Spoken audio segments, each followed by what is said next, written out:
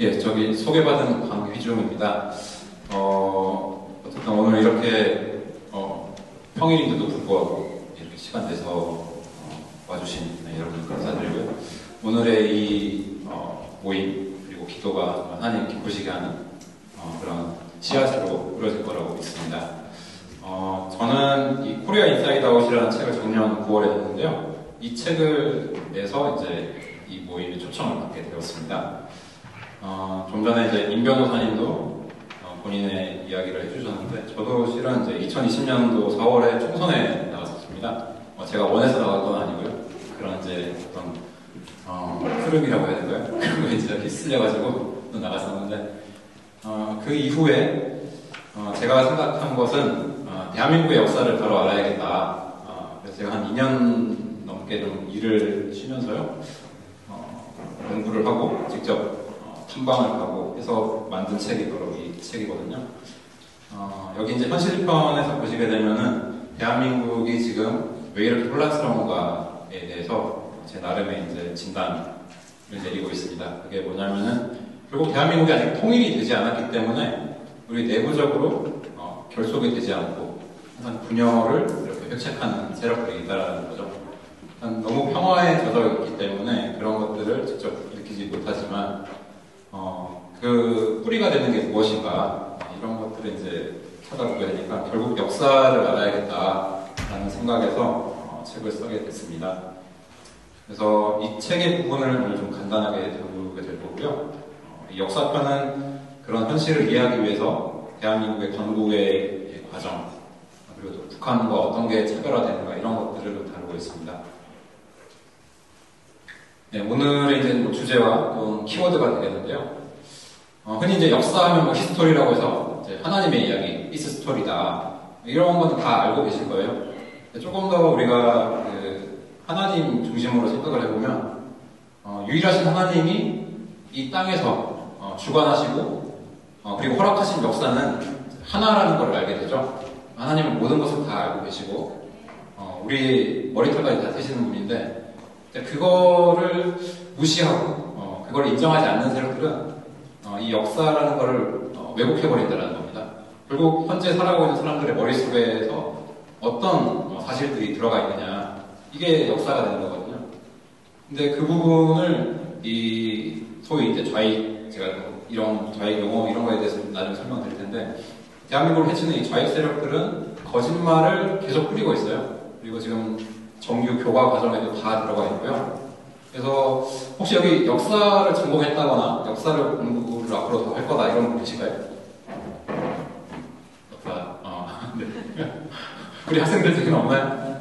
네, 역사라는 과목을 아무래도 이제 학교에서 그냥 어떤 과목 중에 하나로 이렇게 배우기 때문에 솔직히 뭐 재미도 없고 그냥 점수를 따는 어떤 한 분야의 어떤 그냥 과목이다 이렇게 생각하기가 쉬운데, 이거는 그게 아니라 살아 숨쉬는 우리의 일상이라는 거죠. 그리고 하나님과 동행했던 그 많은 사람들의 어떤 기록이기도 하고요. 근데 이 역사가 오염이 되면은 결국 우리들의 머릿속에 들어와 있는 것들이 거짓으로 차버리게 되고, 그럼 허상의 세상에서 살게 되는 거거든요. 지금 대한민국의 현실이 그래요. 근데 그것을 올바르게 꿰뚫고 보는 사람들이 많지가 않다. 특히나 정치인들이 그렇기 때문에요. 이 나라가 굉장히 지금 위태로움에 처해 있다는 것에 어떤 경각심을 두고 제가 접근을 하게 됐습니다. 그리고 이 역사를 아는 것이 바로 우리의 정체성을 또 이제 규정한다라는 거죠. 거짓에 속아서 그 사람들이 원하는 정치적인 어떤 주장에 왜곡시키고 날조한 그런 역사가 머리에 차버리게 되면요, 우리도 그 사람의 의견에 동조하게 될 수밖에 없어요. 올바른 사실을 알지 못하기 때문에. 그리고 이거는 우리의 신앙과도 직결이 되죠. 하나님 한번 우리 하나님 믿는다, 하나님이 뭐 모든 역사를 주관하시고 전지전능하신 분이다라고 하면서 우리의 머릿속에 거짓이 들어가 있다라고 한다는 건 하나님 앞에서 진실되지 못하는 거거든요. 그런 부분들을 우리가 간과하지 말아야겠다라는 측면에서 이제 주제로 적어봤고요. 자, 실상과 허상. 그러니까 실제 있었던 것들을 우리가 머리에 놓고 살아가게 되면 실제 세계를 살아가게 돼요. 근데 머릿속에 이 허상, 예를 들자면 뭐 독재라고 할지, 정말 이 독재라는 게 굉장한 프레임이거든요. 아마 여기 계시는 분들도 학교에서 뭐 이승만 독재, 박정희 군부 독재, 전두환 신군부 독재 이런 식으로 다 공부를 하셨을 거예요. 근데 대한민국은 건국된 이후로 독재자가 한 명도 없어요. 동의되시나요? 잘 모르시겠죠? 독재라는 단어를 사전으로 한번 찾아보세요. 네, 그러면 어떤 분야에 있어서 한 사람이나 어떤 당이 모든 것을 독단적으로 결정하고 추진하는 걸 이야기하거든요. 근데 대한민국은 건국이 되면서 상권 분립으로 만들어졌어요. 독재자가 한 명도 존재하지 않는다는 거예요. 뭐 아직도 잘 소개 안 되실 수가 있는데 네, 신문에서 다 찾아보면요 그런 기록들이 다 있습니다. 그러니까 이 좌익 세력들이 대한민국을 이롭게 한 사람들을요 다 독재라는 프레임을 만들어 놔버렸고 거기에 많은 국민들이 생각하지 않고 그냥 독재자다 이렇게 해버리니까 우리의 과거가 오염이 되어버린 거죠.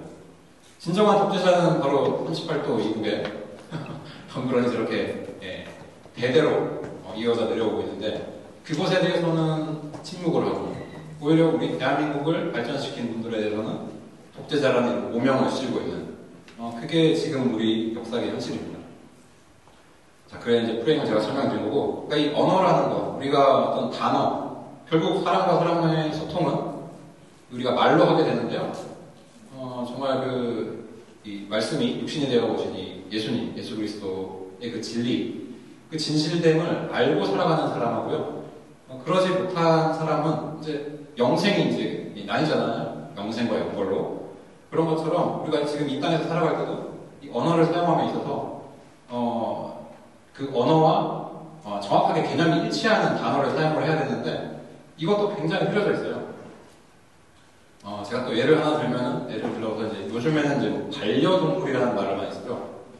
반려동물 이거 2000년대 초에 만들어진 단어예요. 원래는 애완동물 뭐 이런 식으로 부르고 뭐 애완견 이렇게 불렀었는데 반려라는 거는 짝이거든요. 짝.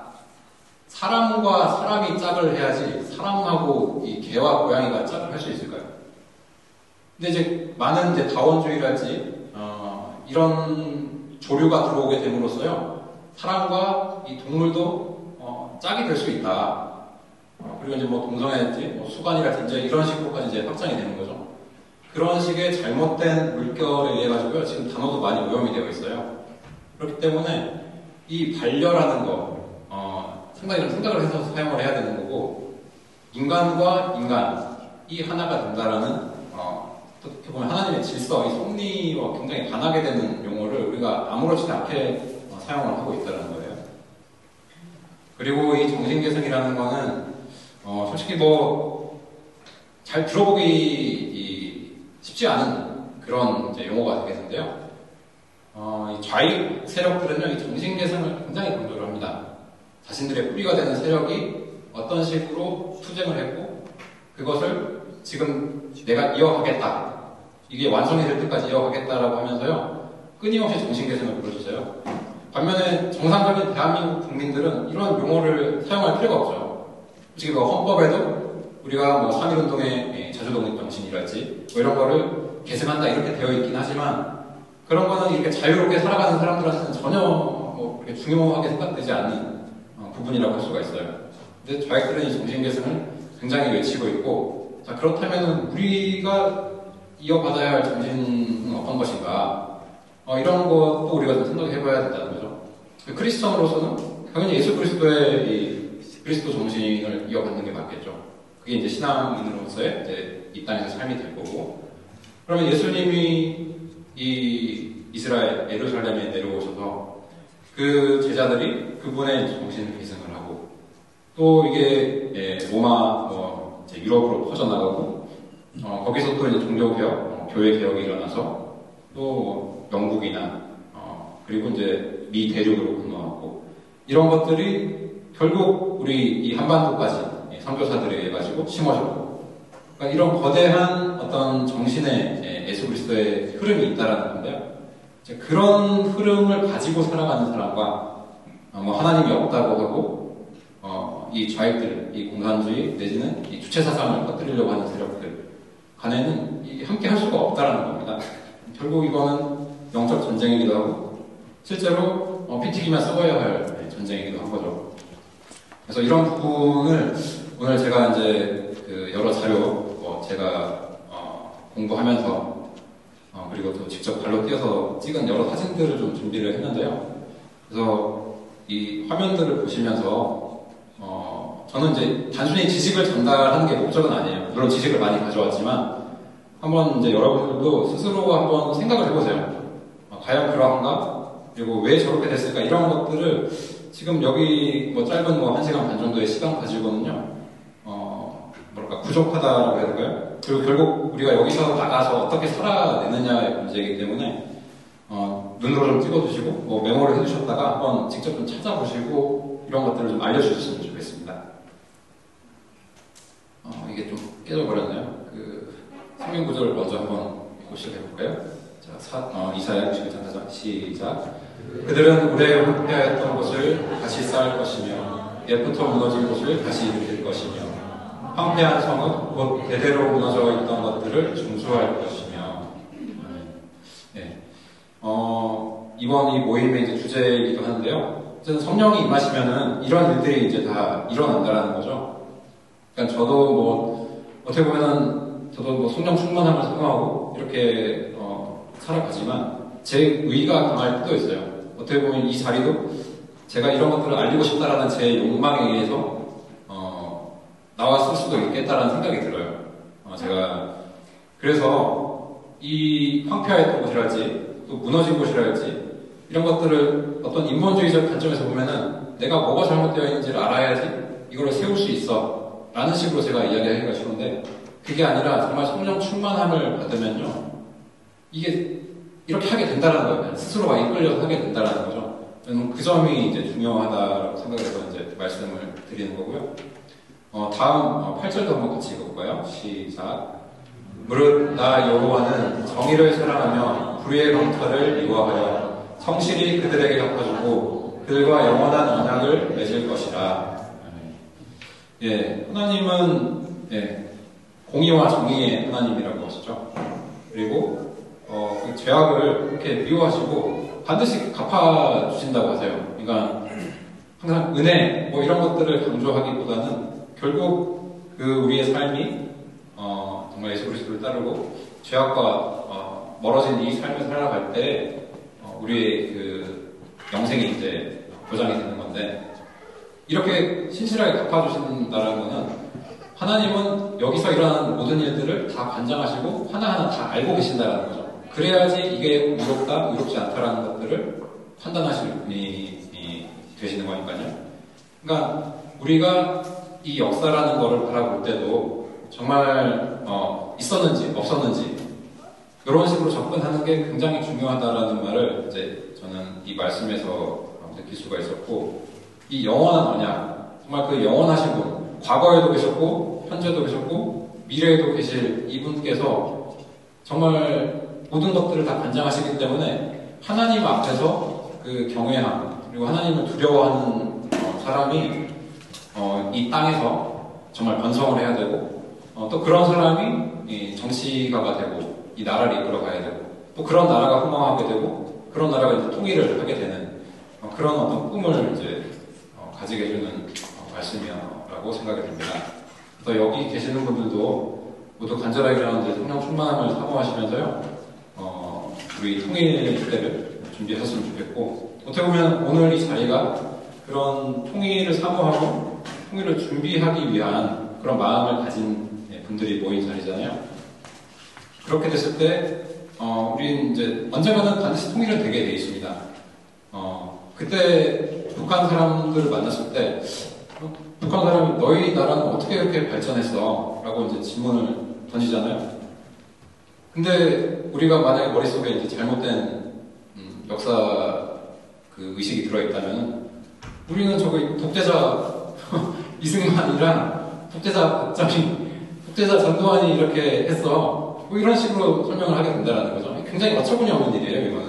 예, 있을 수가 없는 일인데 지금 이 상태로 계속 가게 되면 그렇게 된다는 거예요.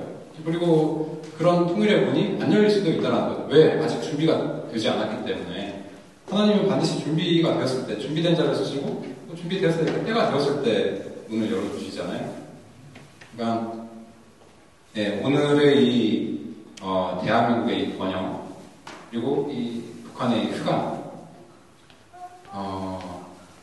그러니까 이 한반도의 이 밤에 찍은 이 위성 사진을 보면서도 빛과 어둠이 확연히 갈린다라는 걸 우리는 알 수가 있어요. 자, 그리고 그 원인이 무엇인가라고 생각을 했을 때, 체제, 자유민주 체제와 이 일당 1인 독재 체제죠. 그러니까 사람을 자유롭지 못하게 하는 그 영에 이끌린 자들이 만든 세상은 이렇게 어둠에 갇힌다라는 거고, 개인의 자유, 개인이 굉장히 중요하죠. 결국 하나님과 나 개인과의 관계지 무슨 어떤 내가 단체에 소속되어 있다, 그렇다고 해서 내 명생이 보장되는 건 아니죠. 그러니까 개인의 자유를 보장한 나라와의 차이가 이렇게 확연하게 드러난다는 거고요. 결국 이 지도는 이쪽까지 다 이제 빛으로 차게 됩니다. 언젠가는 반드시 그렇게 될 거예요. 그 자유의 물결이라는 게 반드시 그렇게 되게 되어 있고, 우리 세대가 아니면은 그 후세가 아니면 그 후세에 반드시 되게 되어 있습니다. 이게 뭐 북한에 의해서 멸망한다고 하더라고요. 멸망하고 나서 나중에 다시 또 세워집니다. 그게 자유의 흐름이거든요. 자유라는 이 하나님 복음의 그 엄청난 에너지는 막을 수가 없어요. 우리는 이제 그것이 우리 세대에 오기를 갈망하고 그런 준비를 하고 할 따름이죠. 근데 이제 이 지도를 보면서 또 우리가 생각해봐야 될 거는, 과연 이 빛 가운데 이렇게 밝게 빛나지만 여기도 어둠이 많이 있다는 거죠. 여러 가지 이제 뭐랄까요, 다원주의 문화도 많이 들어가 있고, 그러니까 풍요로움 속에서 하나님을 멀리하고 이러한 세상들도 많이 들어가 있어요. 자, 북쪽에서는 이렇게 없지만 그래도 하나님을 갈망하는 뭐 한 사람이 있을 수가 있어요. 뭐 지하교회가 없다 뭐 이런 이야기도 이제 많이 들리고 하는데요. 그런 어떤 하나님의 소망을 품은 사람들이 살고 있을 수도 있어요. 그러니까 인간의 삶이라는 게 이 땅에 두 발을 디딘 존재이기 때문에 결국 불완전할 수밖에 없다라는 거죠. 적어도 북한에는 뭐 동성애 뭐 이런 거 법으로 만든다고 해서 막 데모하고 이런 시위는 없잖아요. 우리나라는 너무 이 자유가, 모든 자유가 허용되는 바람에 많은 사람들이 이제 그런 쪽으로도 에너지를 쓰고 있죠. 뭐 그렇다고 해서 제가 북한이 좋다라는 건 아니고요. 이렇게 사람들이 살아가는 게 결국 한계가 있다라는 거예요. 자, 그리고 오늘 이제 제가 종종 언급할 이 히브리어인데요. 제가 히브리어를 잘 알지는 못하지만 오늘 이 베이트라는 단어에 대해서 좀 많이 이야기를 할 겁니다. 이게 바로 이제 집, 뭐 가정, 혹은 이제 시스템, 이 체제를 이야기하는 단어가 되겠는데요. 앞에서도 보셨듯이 자유민주 체제와 이 공산 독재 체제, 그 체제의 차이가 이렇게 80년 후에 그 나라에 속한 사람들의 삶의 질, 그 상태를 다 바꿔버렸죠. 그런 식의 이제 어떤 사회나 체제, 나라 이런 측면에서의 체제도 있지만 우리 머릿속에도 이 체제라는 게 있다는 거죠. 크리스천은 하나님이 나의 머리가 되시고 그 하나님의 통치를 받는 그 체제 하에서 살아가는 사람이 크리스천이죠. 우리의 머릿속에 과연 내가 누구를 따라가고 있는가, 어떤 뭐 명예나 물질 이런 걸 따라가고 있느냐, 아니면은 정말 하나님의 이 말씀을 붙잡고 내가 나아가고 있느냐, 이런 것도 이제 확연히 큰 차이를 냈다는 거고, 결국 머릿속에 들어있던 이 체제가 현실로서 이렇게 발현이 되는 거죠. 김일성 같은 경우는 이제 해방 전에 이렇게 뭐 마적단 짓을 하고, 소련의 이제 88여단 이런 데서 공산주의 사상에 심취해 있다가 운 좋게 이제 스탈린한테 간택이 돼서 북조선을 담당하는 사람으로 왔고요. 이승만이라는 분은 이제 19세기 말에 한성 감옥에서 정말 이 마음으로 회심을 하고 예수 그리스도를 구주로 영접하고 자신의 영혼과 이 나라를 구원해 주시옵소서라고 이제 간절한 기도를 드리면서 미국에서 여러 가지 문물과 이 민주 체제를 배워가지고 온 사람이에요. 그러니까 격이 다르죠. 격이 다르기 때문에 이렇게 격이 다른 나라가 만들어질 수밖에 없다는 거예요. 그러니까 내가 머릿속에 어떤 베이트를 가지고 있느냐, 어떤 체제를 가지고 있느냐, 이것도 이 역사를 바라보면서 내 머릿속에 어떤 역사가 들어있느냐가 우리 머릿속에 이 데이트를 좌우를 하게 됩니다. 그러니까 지금 학교에서 공교육 받고 있는 사람들은 대한민국은 태어나지 말았어야 할 나라다. 이건 정통성이 없는 나라야. 저 북한이 무슨 항일 무장투쟁을 해가지고 저렇게 해방이 됐으니까 저쪽이 더 정통성이 있어. 이런 식의 헛소리를 하게 된다는 거예요. 네. 그러니까 내가 교회에 가고 예수님을 믿는다고 고백하는 것도 중요하지만 내 머릿속에 거짓이 들어있다는 게 내 기도의 제목을 바꿀 수도 있고 내 앞에 어떤 사람들과의 사귐이나 내가 사회 속에서 공헌하는 면에 있어서도 그 거짓이 굉장히 작용을 많이 할 수 있다는 데 이제 위기의식이 있는 거예요. 네, 오늘날 이제 우리가 누리는 풍요와 밑에서 그것을 뒷받침하고 있는 군인들의 모습인데요. 어떻습니까? 여기 다 남자분 군대 갔다 오셨나요? 군대 갔다 오신 분? 군대 안 갔다 오셨어요? 네. 아니, 다 자랑스럽게 손을 드셔야죠. 네, 밀리터리 서비스를 한 거는 굉장히 자랑스러운 일이에요. 우리나라는 그런 게 마련이 안 돼 있는데, 군대를 갔다 왔다라 내가 내 청춘의 일부를 우리나라를 위해서 헌신했다. 굉장히 자부심을 느껴야 되는 겁니다. 근데 그런 분위기가 안 돼 있죠. 왜 그럴까요? 네, 여기도 다 좌익들의 어떤 사관들이 뿌려져 있게 된 거고, 너 젊은 시기에 그렇게 군대 가서 네 인생 허비한다. 이런 식으로 다 어떤 그런 망상에 다 젖어 있기 때문이죠. 그런 것들을 깨뜨려 나가는 게 굉장히 중요합니다. 그리고 여기서 이제 피를 다 흘리고 있는데요.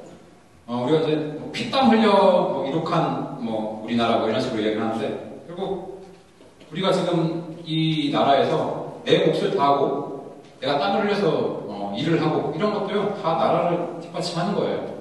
자기 맡은 자리에서 자기 일을 잘 해야 되는 것 자체가 바로 이 공동체를 유지하기 위한 굉장히 중요한 일이거든요. 그러니까 땀을 흘린다. 물론 이제 성경책에서도 어떻게 보면 아담에게 이제 땀을 흘려야 된다 이렇게 이야기했는데 그게 굉장히 신성한 어떤 활동이라는 거죠. 그런 것들을 우리도 이 사회를 유지하기 위해서 다 우리가 하고 있는 겁니다.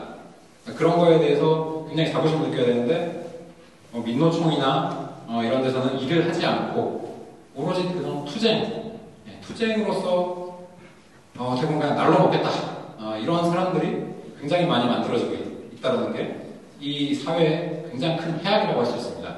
정말 일을 열심히 하고 그리고 능력 있는 사람들이 대우받는 그런 세상을 만들어 나가야 되는데 이제 그런 것들을 이제 저해하고 있는 세력이라고 할 수 있죠. 그러니까 우리가 이런 것들을 누리면서 반드시 그 대가가 따른다. 그 자유에는 책임이 따른다. 근데 오늘날 세대들은 이 책임에 대해서 굉장히 좀 학교에서 교육도 안 되고 있고 스스로가 깊이 생각을 하지 않기 때문에 자신의 권리를 주장을 하지 그 책임에 대해서 누가 이 책임을 졌는지 지금 현 시대도 그렇지만 과거에 6.25를 통해서 그 젊은이들이 피땀 흘려서 많이 죽었어요. 몇십만, 몇백만의 그 해외에서도 미국에서 3만 5천 명이 이렇게 그 젊은이들이 피를 흘렸는데 그래서 이렇게 유지가 되고 있다는 거에 대해서 전혀 깨닫지 못하고 있죠. 그냥 태어나니 우리 너무 자유롭고 평화로운 세상이야. 그러니까 그 역사를 모르기 때문에 그 삶이 내가 누구에게 비쳤는지를 모르고 살아간다는 겁니다. 자, 여기 이제 오른쪽은 이런 세상을 꿈꿨던 풍요로운 세상을 꿈꿨던 이제 이승만 대통령의 그 글인데요. 이번에 국부병강 영세 자유라고 되죠. 나라가 이제 풍요롭고 또 이제 이 국방력이 강해지면은 영원토록 우리가 자유를 누린다. 이런 말을 이제 정유라고 하는 57년입니다. 57년이니까 53년에 이 휴전협정 맺어지고 나서 불과 한 4년도 안 됐을 때입니다. 그러니까 대한민국이 전쟁으로 완전 폐허가 되고요. 그 전쟁 전의 수준으로 회복이 된 게 58년이거든요. 그러니까 해방이 되고 나라가 들어서고 이 6.25 때문에 나라가 오히려 역행을 했어요. 그나마도 있던 데 다 파괴가 되고 근데 그게 다시 수복이 된 게 58년입니다. 그걸 이제 부흥부에서 이렇게 58년도에 우리가 6.25 전으로 회복이 됐다라고 이렇게 발표를 하거든요. 그 회복이 되기 전에 이런 글을 쓰셨다라는 거예요. 과연 이분은 뭘 보고 이랬을까? 자, 혹시 이 원자로 트리가 마크 2라고 혹시 들어보신 분 계실까요? 원자력 발전. 네. 안 계시죠? 제가 잘 준비를 한 것 같습니다. 네. 자, 이게 이제 59년도 7월 14일에요. 요 원자력 발전의 이제 첫 단계가 되는 이 연구용 원자로를 이제 기공하기 위해서 기공식에 첨삭했다가 이제 돌아가시는 이승만 목사님인데요. 이제 이 기공식에서 이 80 넘은 어르신이 이렇게 삽을 뜯는 거예요. 자, 원자력 발전을 우리가 해야겠다. 이분은 6.25 때도 전쟁이 끝나면은 반드시 필요한 게 식량, 물, 에너지라고 생각을 했어요. 식량이야 원자로 받으면 되겠지만 물과 에너지를 스스로 자립으로 일으켜야지. 그렇게 되지 않으면 이 나라는 발전할 수가 없다. 그런 것들을 다 머릿속에 넣고 계셨던 분이고 좋은 기회에 그 미국에 이제 시슬러라는 이제 박사님이 있어요. 이제 원자력 관련해가지고 굉장히 유능한 분인데 이분은 이제 2차 세계대전 끝나고 유럽에서의 어떤 이런 전력 생산 이런 것들을 복구하는 작업을 하셨던 분이거든요. 이 시슬러 박사하고 이승만 대통령이 만나가지고 이승만 대통령이 이야기를 들은 게 이 1g의 이 우라늄으로 3,000톤의 석탄의 역할을 한다. 이런 이야기를 들었어요. 1g의 우라늄이 있으면 300만 배의 석탄의 힘을 낼 수가 있다는 거거든요. 대신에 석탄은 땅을 캐가지고 내는 에너지가 되지만 이 원자력이라는 거는 이 머리에서 나오는 거다. 굉장한 이 고도의 기술력을 요하는 거기 때문에 인재 양성이 이제 필요하다라는 걸 이제 이야기를 한 거죠. 그 없던 살림에도 이 이승만 박사는 유학생들을 다 꾸려가지고요, 유학을 시켜줬어요. 그리고 서울대에다가도 59년도에 서울 원자핵공학과를 만들었죠. 그러니까 그 없던 살림에 지금 나라 막 이렇게 세우기도 바쁜데 이 사람은 전기를 돌려야겠다. 그 생각을 그 폐허에서 한 거예요. 네. 그리고 그 혜택을 누리고 있는데 당시 시슬러 박사가 요거를 만들게 되면은 그 혜택을 언제 보느냐라는 이제 이 이승만 대통령의 질문에 이거 하면 한 20년은 걸려야 된다. 근데 20년이라는 세월을 두고 과연 이렇게 과감하게 투자를 할 수 있었을까? 저는 좀 저로서는 좀 힘든데 이분은 이제 그런 걸 보셨다라는 거죠. 이 정도면 충분히 투자할 가치가 있다. 라고 해서 투자를 하신 거예요. 네, 요거는 56년 2월 3일에 이제 서로 간에 책을 한 거예요. 원자력의 비군사적 사용에 대한 대한민국 정부와 미합중국 정부 간의 협력을 위한 협정. 이 협정을 맺음으로써 우리가 미국으로부터 여러 가지 원조를 받게 됐고, 또 기술력을 그리고 또 인력들을 유학을 보낼 수 있게 됐던 거죠. 자, 그리고 이제 이게 보리 원자력 발전소라고 해서 이제 누구시죠? 네, 박정희 대통령이 이제 71년도에 이 발전소 이제 기공식에서의 모습이에요. 결국 그리고 이 원자력 발전소는 이제 78년도에 상업적으로 운영이 되거든요. 그러니까 아까 56년도에 협정을 맺었죠. 그리고 22년이 돼가지고 원자력 발전이 돌아가면서 우리가 이 전기 에너지의 혜택을 보게 된 겁니다. 자, 그리고 여기는 혹시 또 어디일까요? 네? 대단해요. 혹시, 저 대단한데요? 네, 아랍에미레이트예요. 우리가 이명박 정권 때 이 원전을 수출을 했어요. 지금 1, 2, 3, 4기까지 다 이제 완공이 됐다라고 들었거든요. 이게 돌아가고 있어요. 네. 이렇게 이승만 대통령이 뿌린 씨앗이요. 이렇게 해외 수출까지 하게 되었습니다. 그리고 이 아랍에미레이트의 이 지폐, 1000디나르인가요? 그쪽 지폐에 이게 들어가 있대요. 예. 우리나라는 지금 지폐 뭐가 있죠? 네. 뭐가 있죠? 우리나라 지폐는? 네, 다 조선시대 사람들이 있습니다. 네. 전 근대적인 세상에 살고 있다. 왜 그렇게 돼 있을까? 왜 차원이 다른 대한민국과 관련된 사람들이 지폐에 들어가 있지 않을까? 좀 현실적으로 질문을 해보셔야 됩니다. 자, 그리고 이제 이런 선포를 했죠. 2017년도에 했어요. 근데 뭐 요거는 좀 자세히 들여다보면요, 뭐 고리 1호기가 이제 좀 오래됐다, 납부됐다 이렇게 되는데 고쳐서도 충분히 쓸 수는 있었던 것 같아요. 근데 이제 뭐 환경단체들이 막 주장을 하면서 일단 결정은 2015년도에 나 있었다라고 합니다. 근데 이제 문제가 되는 건요, 탈핵 시대로 오겠다. 준비 중인 신규 원전 건설 구역은 전면 불지하겠다. 이게 시대에 역행한다라는 거예요. 그러니까 이승만 대통령, 박정희 대통령이 이렇게 열심히 해서 쌓아 올린 거를요, 이렇게 다 파괴를 하고 있는 거예요. 네.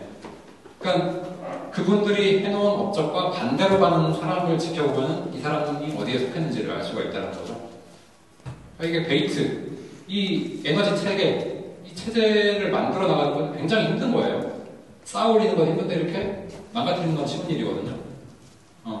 그 피땀을 우리는 기억을 하고 이걸 지켜내야 되는데 이런 식으로 나라의 뭐랄까요, 리더를 잘못 뽑게 되니까 이런 식으로 역행을 하게 된 겁니다. 그리고 이제 뭐 문화계에서도요, 항상 이런 식으로 동원을 한다는 거예요. 이 좌익 세력들은. 그러니까 못 모르고 그냥 가서 뭐 이 연예인들 오고 해가지고 좋다 이렇게 다 참석을 하는데 여기 갔다가 이제 뭐랄까, 머릿속에 이 거짓이 들어오게 된다는 거죠. 이렇게 해야지 정말 환경이 보호가 될 수가 있어. 이게 정말 뭐 자연 친화적인 거야. 라고 하면서 이제 태양광을 엄청나게 발전시켜줘요, 태양광. 저는 이제 지방에도 많이 좀 돌아다니기 때문에요. 뭐 강원도나 전라도, 충청도, 뭐 경상도 보면 산이 다 깎여 있어요. 산에다가 태양광 전지 판넬을 다 해놨거든요. 굉장히 환경 오염이죠. 그것이야말로 환경 오염이고요. 이 태양광 전지 판넬 만드는 것 자체가 오염입니다. 이거 처리하는 거랄지 만드는 거랄지 다. 그러니까 뭐가 진짜 친환경적이고 이 나라를 위하는 건지를 알아야 돼요. 발전 단가도 원자력이 훨씬 쌉니다. 비교할 수가 없어요. 이런 것들을 다 내버려두고 그냥 겉으로만 저 원자력 발전 이후에 나오는 폐기물 때문에 폐기물이 뭐 지구를 망가뜨린다 이런 식으로 그러니까 부분만 보여주는 거죠. 자, 그런 식으로 선동되지 않으려면 내가 지식을 갖추고 있어야 된다는 거고요. 네, 이제 오늘의 주제가 되겠는데요. 자, 이 세모는 이 한반도가 해방된 45년 8월 15일 이후에 뭐 우익의 새 거두라고 이렇게 불렸어요. 그랬던 분들이 과연 이 대한민국과 어떤 관련이 있고 결국 이 사람들이 무엇을 남겼는가 이런 것들을 좀 우리가 들여다볼 필요가 있다. 이것을 알아야 대한민국의 정체성을 알 수 있기 때문에 준비를 해봤습니다. 자, 이런 그림 혹시 보셨을까요? 김구 선생이 이렇게 흠팔도 이북으로 건너가죠. 네, 이런 사진. 지금 그림을 보시면 이승만 대통령이 머리를 긁적이면서 그냥 우리끼리 하자고 하면서 마치 이 이승만이라는 사람 때문에 이 38도선이 그어지고 통일이 되지 못했다 라는 식으로 지금 왜곡하고 있는 거거든요. 네. 그리고 김구는 이런 말까지 하는 거 보면은 이 사람은 정말 이 사람이 우리 대통령이 됐어야 돼. 이 사람이야말로 우리 민족을 대변할 수 있는 사람이야 라는 식으로 비춰지게 되는 거죠. 그러니까 아무것도 모르고 이것만 보면은 그렇게 될 수밖에 없어요. 네. 그러니까 그걸 노리고 이런 책을 만들어서 어린 학생들에게 가르치는 거죠. 그리고 여기도 이제 중요하죠. 여기 제주도. 여기 뭘까요? 여기 반대. 남한반의 선거 결사반대. 네. 제주 4.3이 있죠? 제주 4.3은 폭동이고 반란입니다. 뭐 민간인 학살하고 이렇게 막 몰아세우는데 절대 민간인 학살이 뭐 없었다고 보진 않아요. 다만 거기가 전쟁터기 때문에 민간인으로 가장한 이 좌익 공산주의자도 있었고요. 그리고 어쩔 수 없이 내 생명이 위험하기 때문에 총을 쏠 수밖에 없는 그런 일촉즉발에 지금 우리 평시 이 평화적인 세계에서는 상상 못할 그런 여건이 있었어요. 그렇기 때문에 그 모든 것들을 아우르지 않고 그냥 이승만 이 군대, 대한민국의 군권력이 양민들을 학살했다라고 하면은 이건 잘못된 거고요. 그 양민이라는 표현도 잘못된 거예요. 양민이 아니라 대한민국에 반대한 세력들이 다 있었습니다. 그런 세력들까지 다 양민이라고 아우르면서 이 대한민국을 욕보이고 있는 거죠. 자, 그러면서 여기 보시면 뭐 이승만은 배제대학교의 자랑이 아니다. 인간이 학살자다. 친일파의 대부, 민주주의 파괴자. 이런 식으로 이제 오명을 쓰게 된 거죠. 왜 이승만 독재자, 독재자니까 민주주의 파괴자. 그러니까 자신이 듣고 본 거에 의하면 이게 맞는 말이 되는 거예요. 왜 그쪽으로만 배워왔고 그쪽으로만 눈이 가기 때문에. 그래서 이제 어렸을 때 어떤 사상으로 먼저 그 아이의 머릿속에 진실대거를 넣어주느냐가 굉장히 중요한데요. 제가 이걸 좀 가만히 살펴보면은 제가 이 사실을 이야기를 해줘도 사실을 받아들이지 않는 사람들이 굉장히 많아요. 그게 왜 그러냐면요. 그게 마음의 문제라고 저는 보거든요.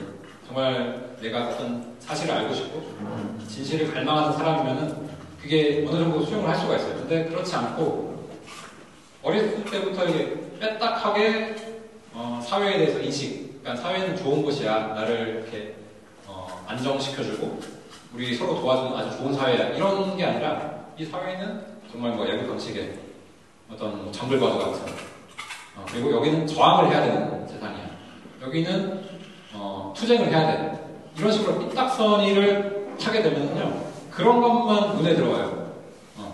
그래서 올바른 것이 들어가기 전에 이미 삐딱선이를 탄 것들이 그 사람의 머리를 잡아버리죠. 그래서 그것을 깨뜨리는 것도 굉장히 중요한데, 그래서 이런 사실들, 지식들을 전파하는 것도 중요하지만 어떤 그 사람의 마음이 어떤 상태인가 이런 것도 아는 게 중요하다고 봅니다. 자, 결국 4.19 이후에 이렇게 동상이 끌어내려지게 되는 거죠. 뭐 또 4.19를 혁명이라고 하는데요. 그 혁명이라는 단어를 좀 찾아보세요. 혁명은 이제 체제를 바꾸는 거거든요. 4.19 때문에 대한민국 체제가 바뀌지는 않았어요. 대통령 중심제에서 의원 내각제로 이제 전환을 한 거지, 대한민국이라는 이 근본 뿌리가 뽑혀서 바뀐 건 아니거든요. 그러니까 혁명이라는 말은 이 북한에서 만든 거고 미완의 혁명이라고 불러요. 그들이 말하는 혁명의 완성은 결국 이 적화 통일까지 가는 거거든요.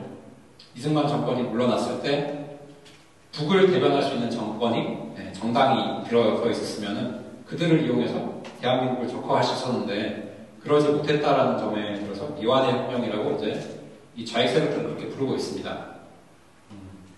그리고 이제 이승만에 대한 어떤 관심이 많아지면서 저는 좀 다들 아실 거라고 생각을 하는데, 그 3.15 부정선거는 이승만 그 대통령의 선거가 아니라 부통령 이기붕의 선거에 있어서 이 장면, 원래는 장면이 훨씬 인기가 많아서 이 사람이 당선이 됐어야 되는데 이기붕에 대한 이 자유당포인 이기붕을 당선시키기 위해서 부정을 저지른 것 때문에 일어난 겁니다.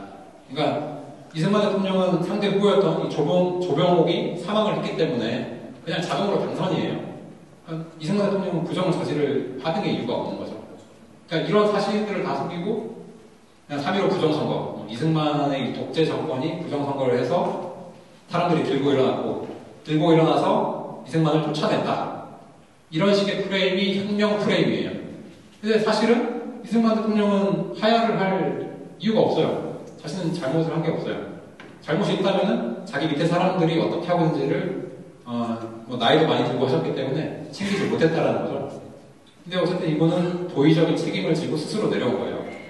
그러면 생각을 해봐야죠. 독재자가 스스로 하야를 한 사람이 있어요? 그게 독재자인가요? 말이 돼요, 이게? 생각을 해보셔야 됩니다. 스스로 내려오는 독재자, 이게 지금 말이 안 되는 소리거든요. 그거를 알고 있으면서도 이승만은 독재자, 이런 단어에 대해서 정확하게 알지 못하기 때문에 그들의 프레임에 속아 있기 때문에 이런 말이 지금 다 퍼져 있다는 거예요. 자, 이제 46년입니다. 이거 지금 이승만 박사 남조선 여행이라고 되어 있어요. 혹시 이승만 박사가 남조선을 여행했다, 이 한반도 남반구를 여행했다, 이런 거 좀 들어보신 분 계실까요? 오늘 다 처음 들으시나요? 네, 감사합니다. 자, 그러면요, 왜 여행을 갔을까? 지금 나라를 세우기 바쁜데 여행을 갔네? 이렇게 생각할 수도 있잖아요. 보시면은 16일 오전쯤에 서울을 출발해서 천안 방면으로 순회 길을 떠났다. 서울에서 천안으로 내려갔다라는 거예요. 그리고 옆에 보시면 트 대통령 업적 돼 있거든요. 트 대통령 누굴까요? 트 대통령. 트통. 누구죠? 예, 트루먼 다 잘하시는데요. 예, 뭐 요즘에 뭐 트럼프 대통령 뭐 트통이라고 하잖아요. 그런 것처럼 옛날 신문에도요 이렇게 트 대통령을 이렇게 표현을 한 것 같아요. 그리고 여기 보시면 뭐 화성돈 15일 있죠. 화성돈 이건 이제 워싱턴을 이야기하는 것 같아요. 옛날 신문이기 때문에 다 한자를 표기를 했죠. 그리고 이때가 이제 트루먼 대통령이 취임 1주년 뭐 이런 식으로 나와 있으니까 이분은 45년 4월에 루즈벨트 대통령이 이제 급사하면서 그 대통령을 승계를 했거든요. 부통령에다가. 그리고 이분이 있었기 때문에 일본의 원자폭탄이 떨어졌죠. 그리고 한반도가 해방이 된 거예요. 그 좌익들은 뭐 무장투쟁해가지고 뭐 우리가 쟁취한 해방이다 이렇게 얘기하는데 조선이 한반도가 해방된 거는요 일본이 연합군에 의해서 패망했기 때문에 어부지리로 그냥 거저 받은 거예요. 네. 우리 크리스천들이 이 예수님을 통해서 그 은혜를 거저 받은 것처럼요 그냥 거저 받은 게 한반도의 해방이었어요. 네. 그거를 뭐랄까요 주관했던 사람이 이 땅에서 주관했던 사람이 아니라 트루먼 대통령이라는 거죠. 추루맨이야 추루맨. 진실된 사람, 뭐 진인이라고 이렇게 표현하기도 하는데 어떤 한학자들은 그런 이 미국의 이 영적인 어떤 대통령에 의해서 이 한반도가 해방이 됐다. 그리고 이제 제가 오늘 준비한 자료 중에는 이제 논문이 2편이 있습니다. 좀 힘드실 수가 있는데요. 굉장히 중요한 사료고 여기 뭐 크리스천 다 계시잖아요. 이런 사료는 진짜 모든 국민이 저는 좀 봐야 된다고 보는데 이렇게 붙여져 있기 때문에 오늘날의 크리스천도 도무지 자신의 정체성, 이 대한민국 국민으로서의 정체성도 흐트러져 버렸다 라는 생각이 들어서 이걸 준비했습니다. 여기 다 그 인터넷에 올라와 있거든요. 이은선 교수님이 굉장히 그 이쪽 분야에서 엄청난 업적을 써가신 분이시고 정말 그 사실된 그 사료를 다 바탕으로 만들어진 자료이기 때문에요. 여러분 다 믿고 사용하셔도 좋습니다.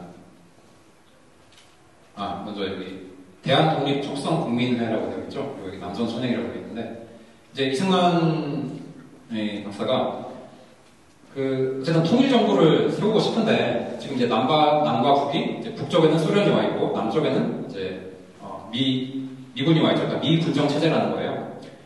그런 상황에서 어떻게 해서든 앞으로 우리가 어떤 나라를 만들어 나가야 될 건지에 대해서 그 협상도 하고 많은 사람들을 이 자유민주 체제로 가야겠다는 것들을 이야기를 하고 싶은데 이제 당시에 이제 미소 공동의회, 미소 공의회라는 게 있었어요. 그래서 북을 점령하고 있는 소련하고 남쪽을 지금 통치하고 있는 미국 간에 서로 이제 회의를 하면서 앞으로 어떤 식으로 이제 이 남반과 북반에 있는 정당들을 참여시키고 이 통일 정부를 세울까 이런 거에 대해서 이제 토의를 하고 있었는데 결국 소련에서는 이제 그건 시간 끌기였죠. 결국 그들은 이제 북쪽에다가 자신의 말을 듣는 정권을 꾸린 이후에 남쪽까지 적화를 하겠다는 목표를 가지고 있었고 더 이상 회의가 진행이 안 됐어요. 그리고 이제 그런 회의가 진행이 안 되고 이 이승만이라는 사람은 46년 4월부터 해서 한 2개월 정도를 이 한반도 남쪽에 있는 충청도랄지 경상도, 전라도 이쪽에 좌익 세력들이 많이 있었어요. 그 당시에는 여운형이 만든 이 건국준비위원회 나중에 이제 인민위원회로 이렇게 바뀌는데 그런 세력들이 다 공산주의를 퍼뜨리고 있었기 때문에 앞으로 만들어진 나라에 대해서 그 생각을 했을 때 이 자유민주 체제가 아니라 공산주의로 가야지 우리가 다 잘 산다라는 생각들이 많이 뿌려졌어요. 그래서 이승만 당시 박사는 그런 뭐랄까 여론의 이제 환기 그리고 진짜 진실된 어떤 정보들을 전달하기 위해서 이 남선 순행, 이제 남조선 순행이라고 불려요. 아까 이제 여행이라고 되어 있었지만 그런 식으로 이제 남반구를 이제 순회하게 됩니다. 그리고 과연 그때 이 기독교 세력은 무엇을 했었나? 이걸 보면은 오늘날의 기독교인이 이 나라와의 관계에 있어서 어떤 자세를 가져야 되는지를 이제 알게 된다는 거죠. 보시면 이제 말 그대로 서울시 7천안으로 가죠. 그래서 대전, 옥천에서 좀 이제 경부선을 타는 거예요. 그래서 이제 대구, 경주, 부산 이렇게 왔어요. 자 그리고 이제 서쪽으로 갑니다. 보시면은 함안, 진주, 하동 이렇게 서쪽으로 가죠. 어떤 일이 있었나 민정, 이게 민주주의 민족전선이라고 해서 이제 좌익들의 단체예요. 거기 이제 이승만 박사의 어떤 연설을 듣고 이승만 슬러로 돌아왔다. 여기 목사님은 공산주의를 비판했다. 목포에서는 오만 시민이 환영하고 좌파적인 지식인들까지 이승만을 지지했다. 이승만 박사가 연설을 하니까 그런가 보다 그런 방향으로 우리는 틀어야겠어라고 이 마음의 변화가 생겼다라는 거죠.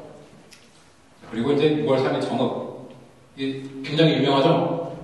정읍 발언이라고 막 이야기를 하죠. 이건 이제 정읍 선언이라고 해야 됩니다. 좌익들이 이제 말을 하기로는 이승만이가 정읍에서 6.32 정읍 발언을 하면서 우리가 남북으로 갈려졌어. 이런 식으로 또 왜곡된 지식들을 퍼뜨리고 있죠. 자, 정확한 워딩은요, 뭐라고 되어 있냐면, 여기 보시면, 공의가 재개 안 되면 통일기관 즉시 설립해서 정읍에서 이제 했다라고 되어 있는데, 이게 이제 그 원문이에요. 보시면, 우리는 남방만이라도 임시정부 혹은 위원회 같은 것을 조직하여 38 이국에서 소련이 철퇴하도록 세계에 논의에 호소하고, 여러분도 결심해야 된다. 그러니까, 남방만의 단독 정부를 수립한다는 말은 없어요. 여기 임시정부 혹은 위원회라고 되어 있지. 왜냐면 북쪽은 이제 공산주의로 똘똘 뭉쳐 있어요. 근데 남쪽은 지금 좌익 공산주의와 이 우익이 대립을 하고 있는 거거든요. 그렇기 때문에 한 목소리를 낼 수가 없어요. 그래서 이런 임시정부 내지는 위원회, 한 목소리를 낼 수 있는 단체를 만들어야 된다. 그리고 북쪽에 있는 소련을 물러나게 한 다음에 우리가 통일을 이루어야 된다라고 이야기를 하신 거예요. 왜? 북쪽이 너무 똘똘 뭉쳐있으니까. 그러니까 남쪽에서 이렇게 계속 분열되어 있으면 이거 뭐 죽도 밥도 안 되고 잘못하면 이제 이 공산주의에 의해서 다 적화될 것 같거든. 그래서 이 남반부에 있는 사람들을 깨우기 위해서 이런 남선 순회를 하신 겁니다. 여기 보시면 이제 각 지방에서도 중앙의 지시에 순응, 조직적으로 활동해 주기 바란다. 이게 조직 체계라는 거죠. 이것도 일종의 이제 베이트라고 할 수 있죠. 중앙에서 정확하게 어떤 지시를 내리고 지방에서도 그걸 따라줘야 되는 겁니다. 그런 체계가 갖춰져야지 이 위원회랄지 이 정부가 올바르게 행동을 할 수 있는 거거든요. 근데 지금 주민자치기본법이랄지 김영삼 정부 때 시작된 지방자치 다들 그 당시에는 이 중앙 집중의 이 권력을 분권화되면서 이게 굉장히 좋은 거라고 많은 사람들이 이야기를 했어요. 일면 그런 면도 있어요. 근데 지금의 현실을 보면은요, 지금 따로 놀고 있어요. 지금 광주에 그 정일성 동상 알죠? 들어보셨나요? 정일성 동상. 처음 들으세요? 공산주의자 정일성, 광주 출신의 정일성이, 북한의 그 인민군 군가를 만든 사람이에요. 근데 그 사람이 광주에서 태어났다고 해서 그 사람의 집, 그리고 그 사람의 어떤 이력이나 이런 것들을 다 공원화 해가지고요. 지금 만들고 있어요. 이미 만들어진 것도 있고. 그러니까 공산주의자를 지금 그렇게 기리고 있어요. 광주에서는. 네. 처음 들으셨나요? 처음 들으신 분? 네. 이렇게. 잘했네, 제가. 그러니까 이게요, 굉장히 잘못된 거예요. 대한민국 체제를 위협하고 대한민국의 주적이었던 사람을 광주에서 기린다라고 지금 광주광주시장 강기정이 이렇게 얘기를 하거든요.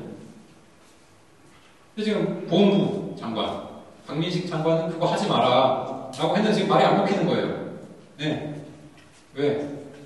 중앙 권력이 지금 통제력을 잃고 지방에다가 권력을 나눠줬기 때문인데 이게 좌익들이 굉장히 파고 들어오기 아주 좋게 그 체제를 만들어 놨다는 거예요. 잘못된 체제를 저 좌익들이 막 이용을 하고 있는 거죠. 자, 그리고 6월 4일 이제 다시 또 이제 위쪽으로 올라갑니다. 정읍에서. 그래서 보시면은 정읍발언 제하게 됐다. 자주 독립을 대신한다. 그러니까 자주 독립을 하려고 했지, 이분은 자기의 어떤 권력을 위해서 남방만의 단독 정부를 수립해야 된다. 이런 말을 한 적이 없어요. 네. 근데 왜곡된 그런 지식들을 좌익들이 퍼뜨리고 있다.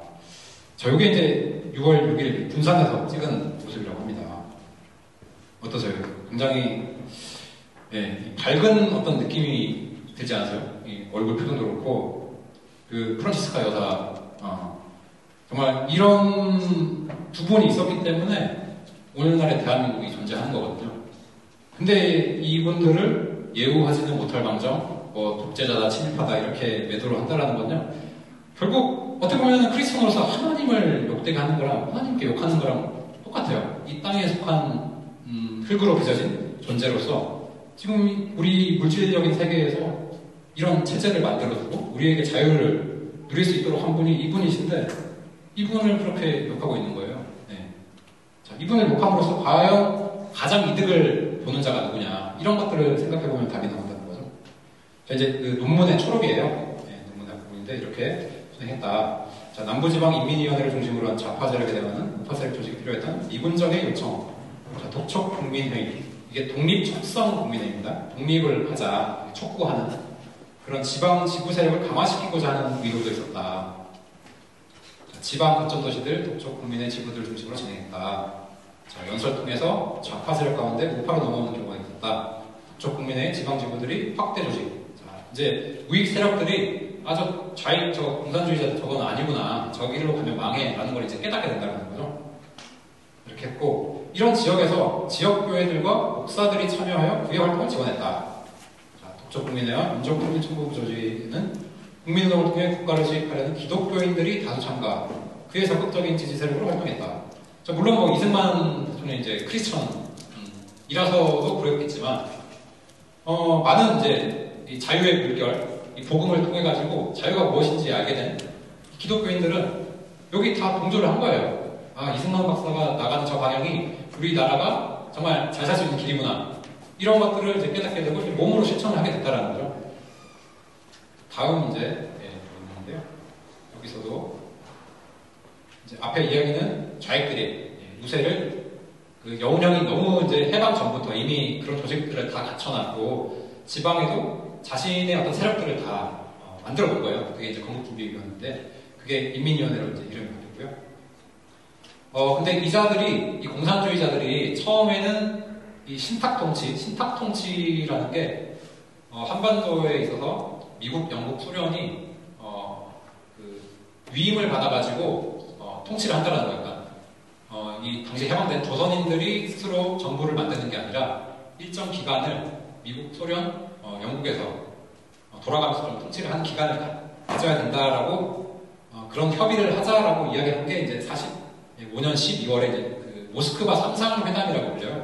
그 외무부 장관, 미국, 영국, 소련에서 이렇게 와가지고 그 사람들이 한반도를 통치를 어떻게 할 것인가, 신탁 통치를 해야 된다, 말아야 된다라는 거에 대해서 협의를 하겠다라고 선언을 한 게 모스크바 삼상회담인데요. 그 소식을 접한 이 한반도에 있던 좌익과 우익은 처음에는 다 반대를 했어요. 우리가 그 36년 일제 치하에 있었는데 또 저 외세에 의해 가지고 우리가 통치를 받아야 되는가. 우리는 그러고 싶지 않다. 우리도 충분히 자주독립을 할 수 있다. 라고 해서 좌우익이 다 같이 처음에는 반대를 했는데 여기 46년 초라고 되어 있죠. 정확히 이제 46년 1월 2일인가부터 해가지고 이 박헌영이가 조선공산당의 박헌영, 이 공산주의자죠.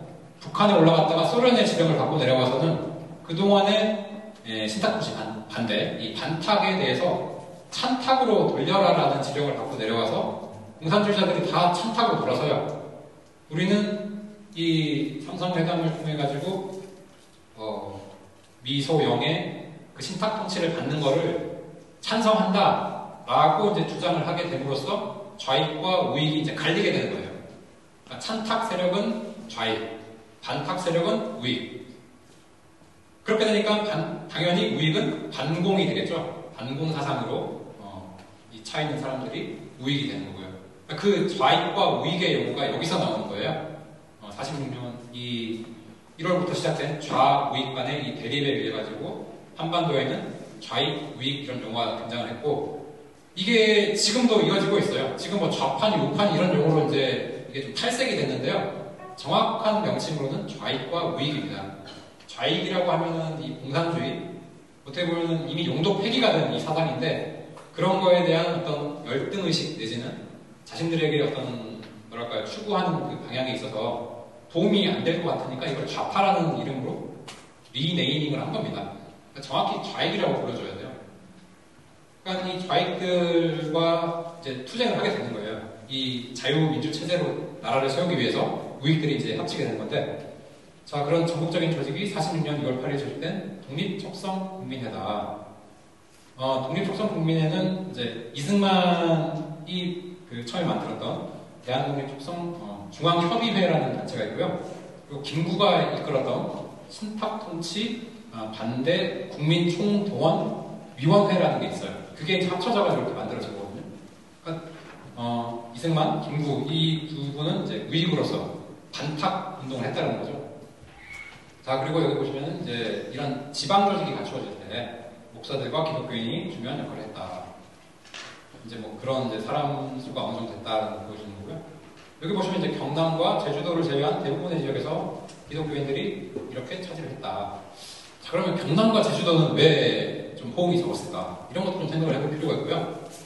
자, 왜 제주도는 사상 사건이 일어날 수밖에 없었을까?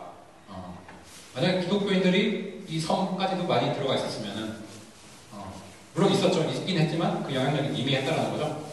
그래서 사상 당시에 이도정 목사님 같은 경우는 학살을 당하기도 했고 많은 크리스천들이 피를 흘렸습니다. 자, 그리고 이제 김제에서는 여러 교회들이 연합을 했다. 자, 기독교인들은 기독교 정신, 예수 그리스도의 그 정신이죠. 바탕으로 우익 세력의 중심이 되어 좌익을 걸고 자유민주주의 국가를 건설하는 초석이 되었다. 자, 이 사실을 크리스천들이 반드시 알아야겠죠. 크리스천이 대한민국 건국의 주체 세력이라는 거예요. 뭐 우익 좌익 이건 정치 이야기니까 뭐 우리는 그런 거 알 필요 없고 나는 그냥 예수님만 믿으면 돼. 나는 예수파야. 그게 아니라는 거예요. 예수파는요 우익 세력의 중심이에요. 그리고 전쟁이 나면은 예수파 교회 다니는 사람 다 죽어요. 죽는 게 맞는 거예요. 죽지 않고 살았다? 그러면 적에 투항을 했다. 내지는 나는 크리스찬이 아니야라고 배반을 한 사람은 살아남겠죠. 그 결정적인 시기가 되면은 그렇게 둘로 갈리는 거지 어디 중간에 설 수 있는 자리가 없다라는 겁니다. 뭐 중도니 뭐 나는 중도 우익이다, 뭐 중도 좌파다. 그 중도라는 것도 다 말이 안 되는 소리입니다. 결국 결정적인 순간에 다 갈리게 돼 있어요. 중도는 결국 자기가 어떤 의사를 표현함에 있어서 주저되고 자신이 정체성이 없기 때문에 중도라는 말로 회피하는 거예요. 이 역사적 사실을 분명히 알게 되면요, 크리스천은 나는 우익이야라고 말을 해야 되는 겁니다. 지금 그런 게 교육이 안 되기 때문에 뭐 우익하면은 뭐 극우 세력이니 뭐 굉장히 어떤 폄훼되고 이상한 단어로 지금 변질이 됐는데 그게 아니라 대한민국의 뿌리는 우익이라는 거예요. 그런 것들을 제가 다시 사진으로 보여드릴게요. 이거는 이제 독촉국민회에 참여한 기독교인들, 다 기독교인들입니다. 표시한 건 이제 목사님들만 따로 표시를 한 거고요. 서울에도 있고, 경기, 강원, 충남 이렇게 있는데, 여기 보시면 이제 순교라고 되어 있죠?